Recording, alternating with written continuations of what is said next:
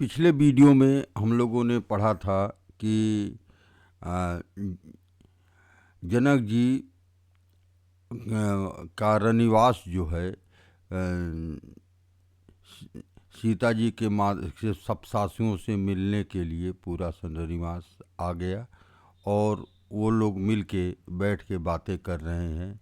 उसमें जो है क्या नाम है, सुनैना जी बता रही हैं कि जो है किस तरह से विधाता की करतूत जो है हमेशा उल्टी ही रहती है। कहीं जो मतलब ये जितने कोमल चीज़ हैं और उन लोगों को जो है उन्होंने इतना विपत्ति का पहाड़ दे दिया है। कह रहे हैं कि विधाता की बुद्धि बड़ी टेढ़ी है, जो दूध फेन जैसी कोमल वस्तुओं को वज्र की टाकी से फोड़ रहा है, अर्थात जो अत्यंत कोमल और निर्दोष है उस पर विपत्ति ढा रहा है। तो इसके आगे वो जो कहती हैं ये अब हम लोग पढ़ेंगे। सुनिय सुधा देखी गरल, सब कर तूति कराल, जह तह काक उलूक बक, मानस सकृति मराल। अमृत केवल सुनने में ही आता है और विष जहाँ तहाँ प्रत्यक्ष देखे जाते हैं। विधाता की सभी करतूतें भयंकर हैं। जहाँ तहाँ कौवे, उल्लू और बगुले ही दिखाई पड़ते हैं। हंस तो एक मानसरोवर ही है, मानसरोवर में ही हंस मिलता है, हर जगह हंस नहीं दिखाई पड़ते हैं। तो ये कह रहे हैं कि बुरी चीज़ें संसार में बहुत दिखाई पड़ती हैं और अच्छी चीज़ जो है कहीं कहीं दिखाई पड़ती है। सुनि सोच कह देवी सुमित्रा, विधि गति बड़ी विपरीत विचित्रा। जो से जी पालई हरई बहोरी, बाल के ली सम विधि मति भोरी। यह सुनकर देवी सुमित्रा जी शोक के साथ कहने लगीं, विधाता की चाल बड़ी ही विपरीत और विचित्र है, जो शिष्ट को उत्पन्न करके पालता है और फिर नष्ट कर डालता है। विधाता की बुद्धि बालकों के खेल के समान भोली और विवेक शून्य है। जैसे खिलौना है, बच्चा जो है लेके आएगा, बड़े प्रेम से उसको 2 दिन 3 दिन रखेगा, उसके बाद खुदे तोड़ के फेंक देता है। तो उसी तरह से विधाता है, यो पूरे शिष्ट को उत्पन्न करके पालता है फिर नष्ट कर डालता है। विधाता की बुद्धि बालकों के खेल के समान भोली और विवेक शून्य है। कौशल्या कह दोष न काहू, कर्म विवश दुख सुख क्षति लाहू। कठिन कर्म गति ज्ञान विधाता, जो शुभ अशुभ सकल फल दाता। कौशल्या जी ने कहा, किसी का दोष नहीं है। दुख सुख हानि लाभ सब कर्म के अधीन है। कर्म की गति अत्यंत कठिन दुर्विजय है। उसे विधाता ही जानता है, जो शुभ और अशुभ सभी फलों को देने वाला है। ईश्वर जाई शीस सब ही के, उत्पत्ति स्थिति लय बहु विषहु अमी के। देवी मोह बस सोचिय बादी, विधि प्रपंचु अस अचल अनादि। ईश्वर की आज्ञा सभी के सिर पर है। उत्पत्ति, स्थिति और लय, माने उत्पत्ति, स्थिति माने पालन और लय माने संहार, तथा अमृत और विष के बराबर सिर पर है। ये सभी उसी के अधीन है। हे देवी, मोहवश सोच करना व्यर्थ है। विधाता का प्रपंच ऐसा ही अचल और अनादि है। भूपति जियब मरब उर आनी, सोचिय सखी लखी निज हित हानि। सिय मातु कह सत्य सुबानी, सुकृति अवध अवधपति रानी। महाराज के मरने और जीने की बात हृदय में याद करके जो चिंता करती हैं, वह तो हे सखी हम अपने ही हित और हानि देख करके यानी स्वार्थ बस करते हैं। सीता जी को माता ने कहा, आपका कथन उत्तम और सत्य है। आप पुण्यात्माओं के सीमा रूप अवधपति महाराज दशरथ की ही तो रानी हैं, फिर भला ऐसा क्यों न कहेंगे।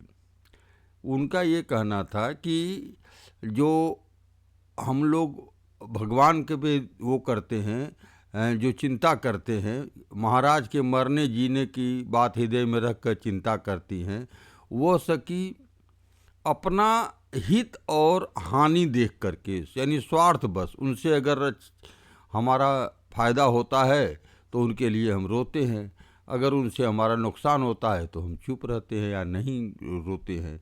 तो वही चीज़ कह रहे कि अपने स्वार्थ बस हम लोग ऐसा करते हैं। लखन राम सिय जाहु बन, भल परिणाम न पोचू, गहबरी हिय कह कौशिला, मोहि भरत कर सोचू।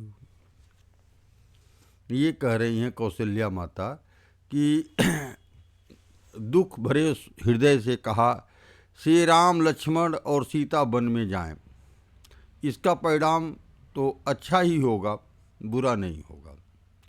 मुझे भरत की चिंता है। भरत की चिंता क्यों? कि भरत जी जो है कैसे रहेंगे। ईश प्रसाद आशीष तुम्हारी, सुत सुत बधु देव सरी बारी।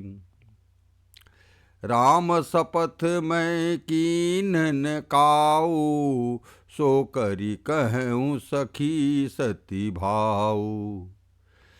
ईश्वर के अनुग्रह और उसके आशीर्वाद से मेरे चारों पुत्र चारों बहुएं गंगा जी के जल के समान पवित्र हैं। माने चारों लड़के और चारों बहुएं एकदम पवित्र हैं, अच्छे हैं। हे सखी, मैंने कभी श्री राम जी की सौगंध नहीं की, सो आज मैं श्री राम जी की शपथ करके सत्य भाव से कहती हूँ। क्या करें बाबा। भरतशील गुण विनय बड़ाई, भायप भगति भरोस भलाई। कहत सारदहु करमति हीचे, सागर सीप की जाहि उलीचे। भरत के शील गुण नम्रता बड़प्पन भाईपन भक्ति भरोसे और अच्छेपन का वर्णन करने में सरस्वती जी की बुद्धि भी हिचकती है। ये तो था भाई। भरत जी के शील गुण नम्रता बड़प्पन भाईपन भक्ति भरोसा और अच्छेपन का वर्णन करने में सरस्वती जी की बुद्धि भी हिचकती है। उनका वर्णन नहीं किया जा सकता। बहुत ही ऊंचे लेवल के, बहुत ही अच्छे तरह के वो थे।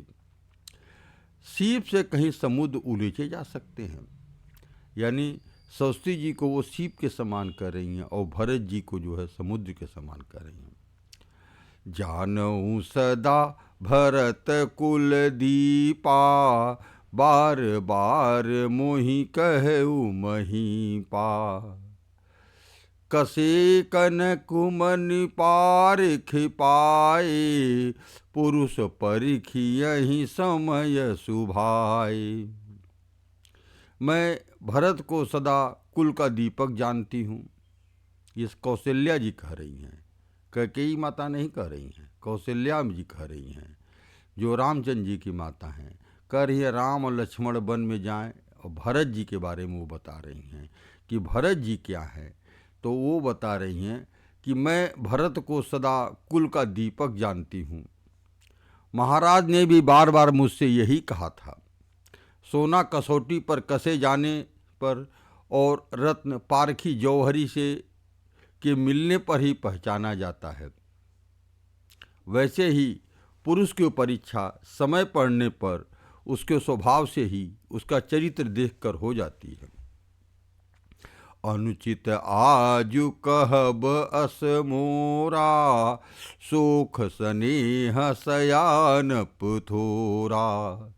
सुन सुर सरि सम पावनी बानी, भई स्नेह बिकल सब रानी।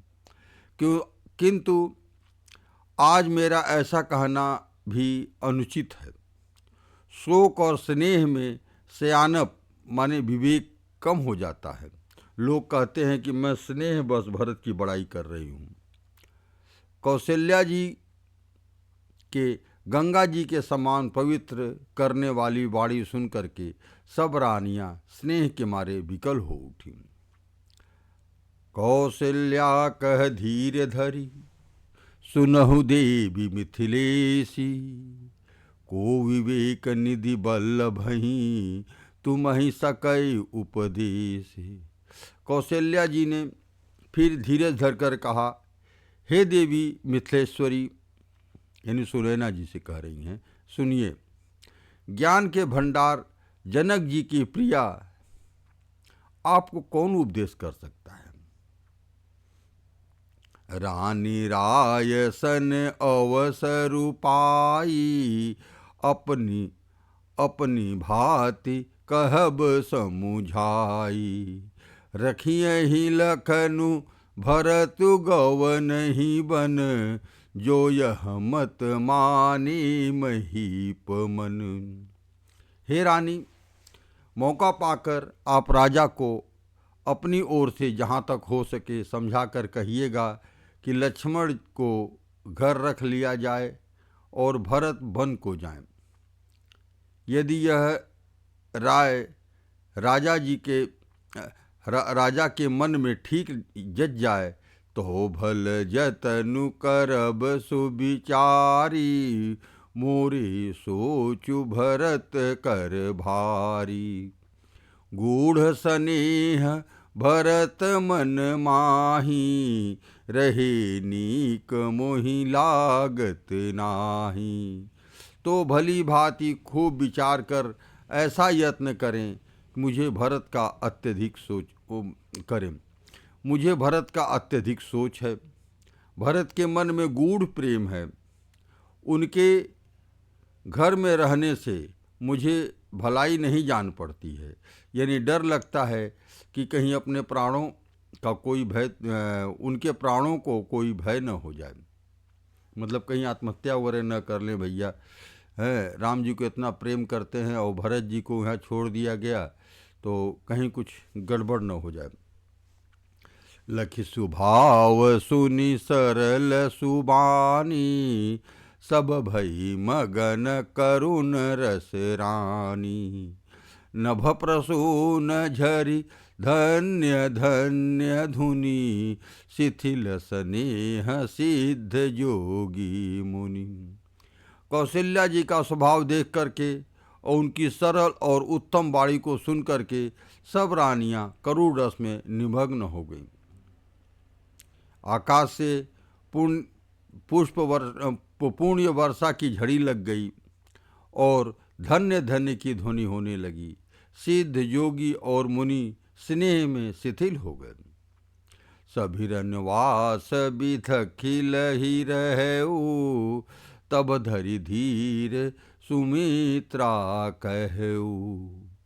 देवी दंड जुग जामिनी बीती, राम मातु सुनि उठी सप्रीति।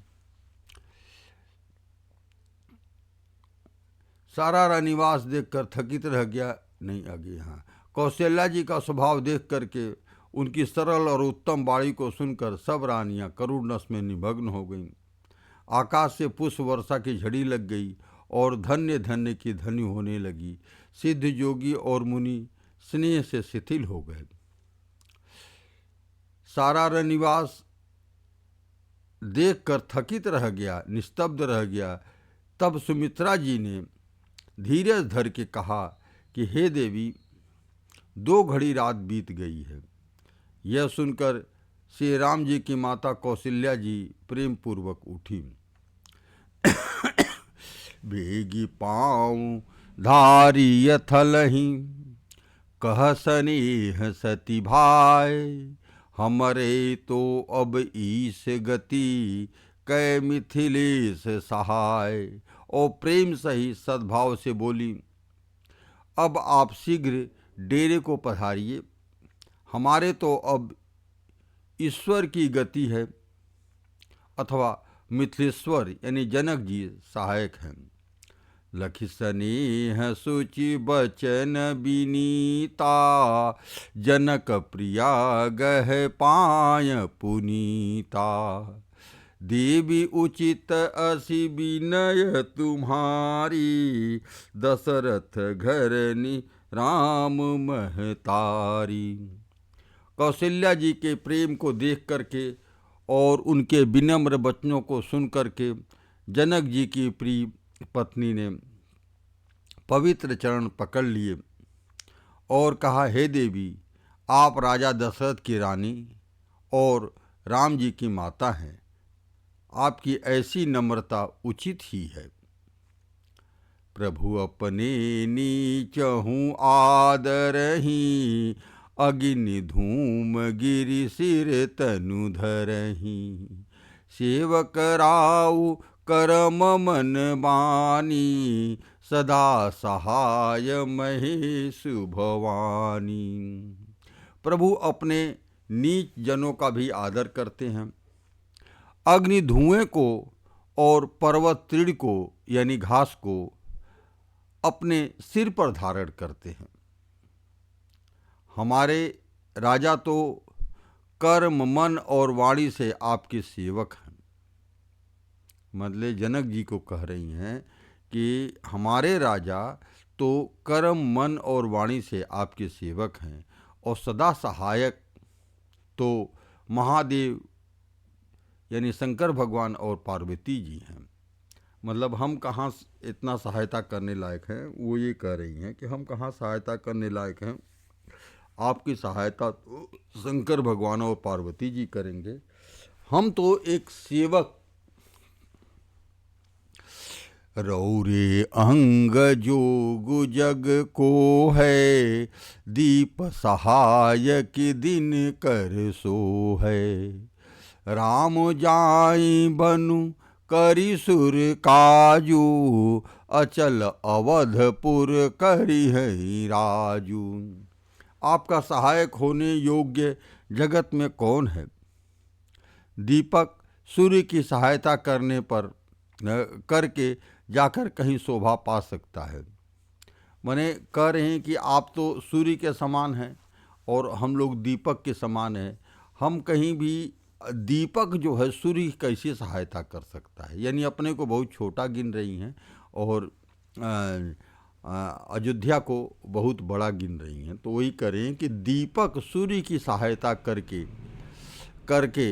करने जाकर कहीं शोभा पा सकता है। श्री रामचंद्र जी वन में जाकर देवताओं का कार्य करके अवधपुरी में अचल राज्य करेंगे। अमर नाग नर राम बाहुबल, सुख बसी हैं अपने अपने थल। यह सब जाक बलिक कहि राखा, देवी न होई मुधा मुनि भाषा। देवता नाग और मनुष्य सब श्री राम जी की भुजाओं के बल पर अपने अपने स्थान यानी अपने अपने लोकों में सुखपूर्वक बसेंगे। यह सब याज्ञवल्क्य मुनि ने पहले ही कह रखा है। हे देवी, मुनि का कथन व्यर्थ यानी झूठा नहीं हो सकता। अस कही पग परि प्रेम अति, सिय हित विनय सुनाई। सिय समेत सिय मातु तब, चली सुआय सुपाई। ऐसा कहकर बड़े प्रेम से पैरों में पड़कर सीता जी को श्री सीता जी को साथ भेजने के लिए विनती करके और सुंदर आज्ञा पाकर तब सीता जी समेत सीता जी की माता डेरे को चली। प्रिय परिजन ही मिली बिबदेही। अब यहाँ पे सीता जी जो है कैसे अपने परिजन लोगों से मिल रही हैं इसका बात है। प्रिय परिजन ही मिली बैदेही, जो जेहि जोग भातु तेहि तेहि। तापस भेष जान की देखी, बासब विकल विषाद विसेखी। जनक जी अपने प्यारे कुटुंबियों से जो जिस योग्य था वो जानकी जी माने सीता जी, जानकी जी अपने प्यारे कुटुंबियों से जो जिस योग्य था उससे उसी प्रकार मिली। जानकी जी को तपस्विनी के भेष में देख करके सभी शोक से अत्यंत व्याकुल हो गए। जनक राम गुर आय सुपाई, चले थलहि सिय देखी आई। लीन्ह नाई उर जनक जान की, पाहुनि पावन प्रेम प्राण की। जनक जी श्री राम जी के गुरु वशिष्ठ जी की आज्ञा पाकर डेरे को चले और आकर उन्होंने सीता जी को देखा। जनक जी ने अपने पवित्र प्रेम और प्राणों की पाहुनी जानकी जी को हृदय से लगा लिया। उर उमगेउ अम्बुधि अनुरागु, भयउ भूप मनु मनहु पयागु। सिय स्नेह बटु बाढ़त जोहा, तापर राम प्रेम शिशु सोहा। उनके हृदय में वात्सल्य प्रेम का समुद्र उमड़ पड़ा। राजा का मन मानो प्रयाग हो गया। उस समुद्र के अंदर उन्होंने आदि शक्ति सीता जी अलौकिक स्नेह रूपी अक्षय वट को बढ़ते हुए देखा। उस सीता जी के प्रेम रूपी वट पर श्री राम जी के प्रेम रूपी बालक यानी बाल रूपी धारी भगवान सुशोभित हो रहे हैं। चिरजीवी मुनि ज्ञान बिकल जनु, बूढ़त लहु बाल अवलंबनु। मोह मगन मति नहीं विदेह की, महिमा सिय रघुबर सनीह की। जनक जी का ज्ञान रूपी चिरजीवी यानी मार्कंडेय मुनि व्याकुल होकर डूबते डूबते मानो उस राम प्रेम रूपी बालक सा का सहारा पाकर बच गया। वस्तुतः ज्ञान शिरोमणि विदेह राज की बुद्धि मोह में मग्न नहीं है। यह तो सीताराम जी के प्रेम की महिमा है, जिन्होंने उन जैसे महान ज्ञानी ज्ञान को भी विकल कर दिया। सिय पितु मातु स्नेह बस, विकल न सकी सम्हारी। धरनि सुता धीरज धरो, समय सुधर्म विचार। माता पिता के प्रेम के मारे सीता जी ऐसी विकल हो गई कि अपने को संभाल न सकी, परंतु परम धैर्यवती पृथ्वी की कन्या सीता जी ने समय और सुंदर धर्म का विचार करके धैर्य धारण किया। तापस भीष जनक सिय देखी, भयउ प्रेम परितोष विसेखी। पुत्री पवित्र किए कुल दो, सुजस धवल जगु कह सबु को। सीता जी को तपस्विनी भेष में देख करके जनक जी को विशेष प्रेम और संतोष हुआ। उन्होंने कहा, बेटी तूने दोनों कुल पवित्र कर दिए। तेरे निर्मल यश से सारा जगत उज्जवल हो रहा है, ऐसा सब कोई कहते हैं।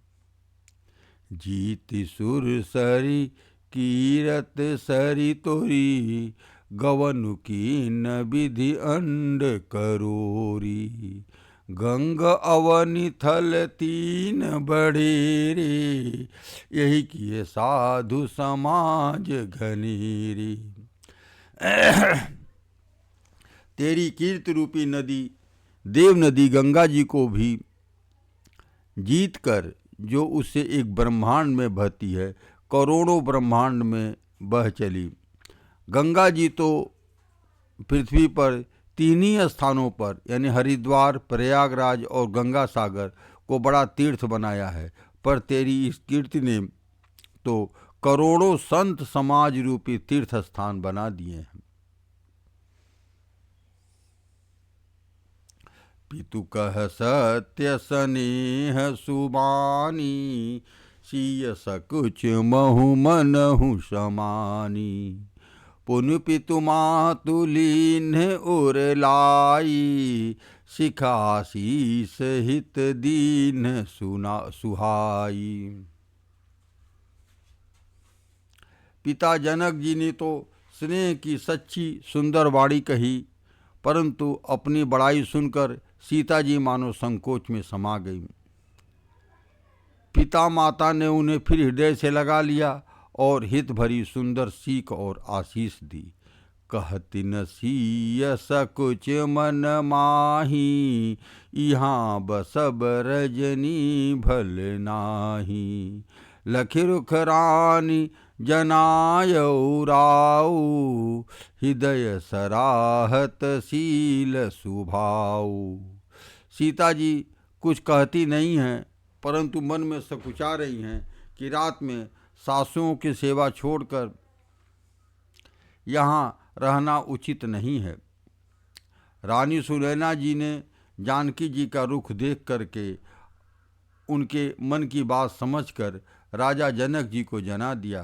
तब दोनों अपने हृदयों में सीता जी की शील और स्वभाव की सराहना करने लगे। बार बार मिली भेट सिय, विदा कीन्ह सन्मानी। कही समय सिर भरत गति, रानी सुबानी सयानी।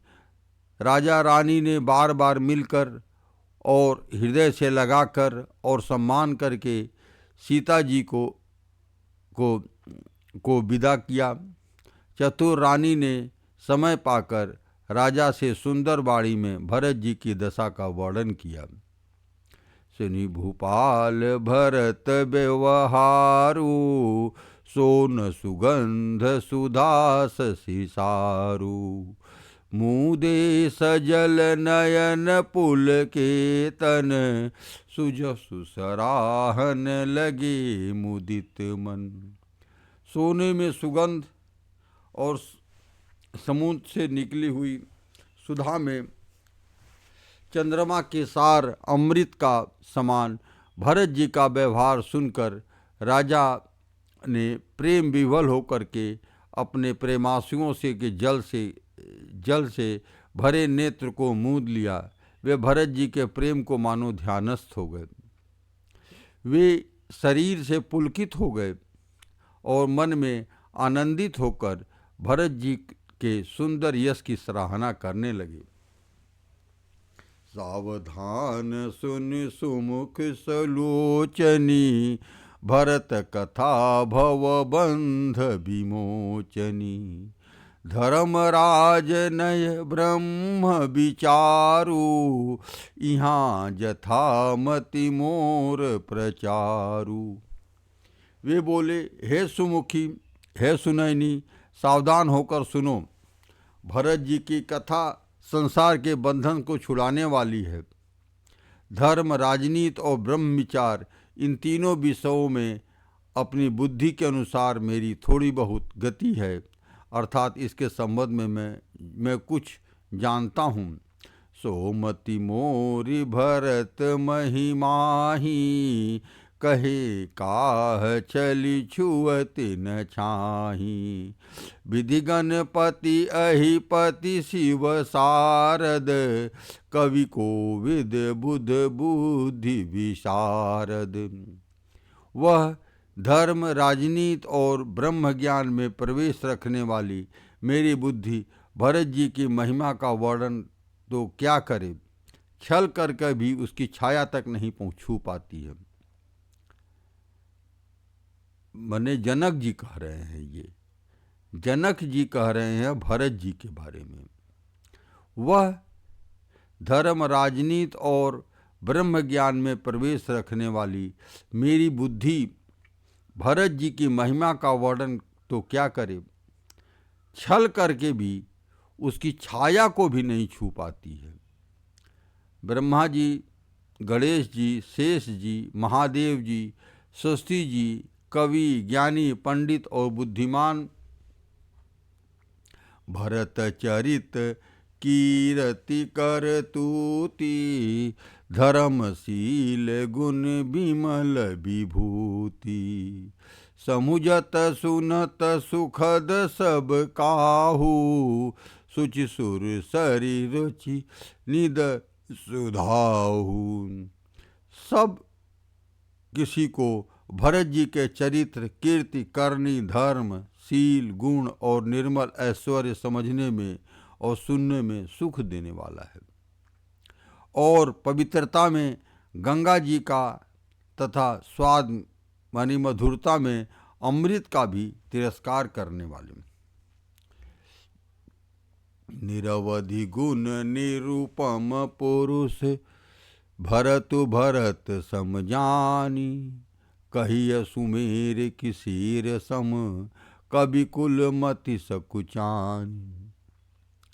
भरत जी असीम गुण संपन्न और उपमा रहित पुरुष हैं।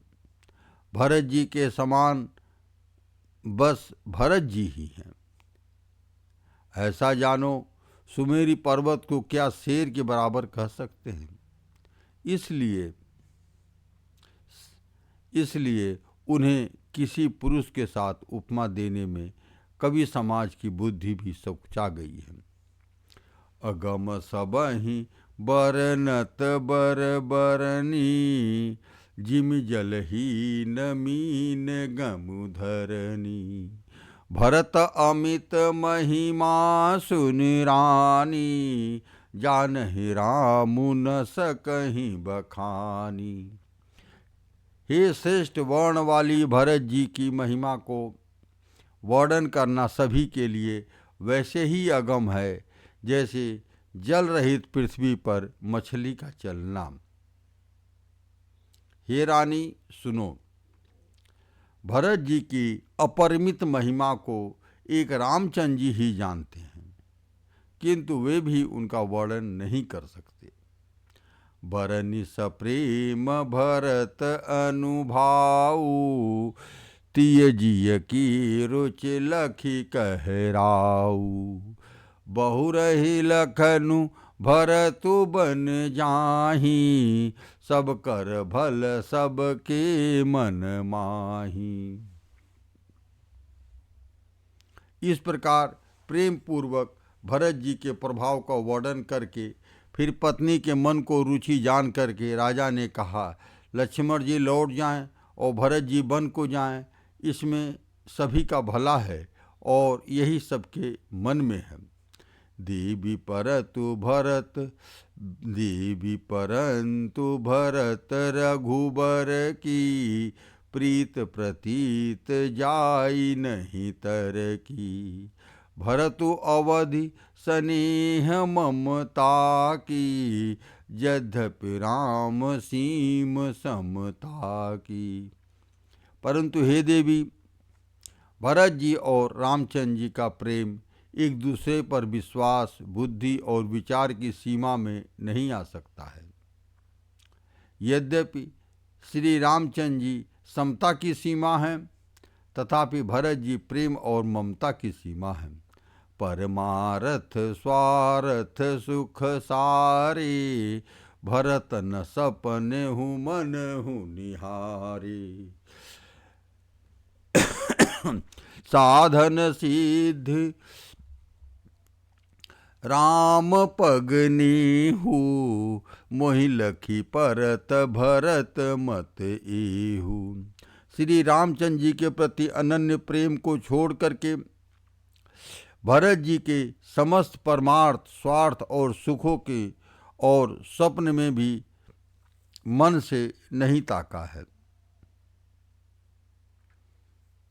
रामचंद्र जी के चरणों का प्रेम ही उनका साधन है और वही सिद्धि है। मुझे तो भरत जी का बस यही एकमात्र सिद्धांत जान पड़ता है।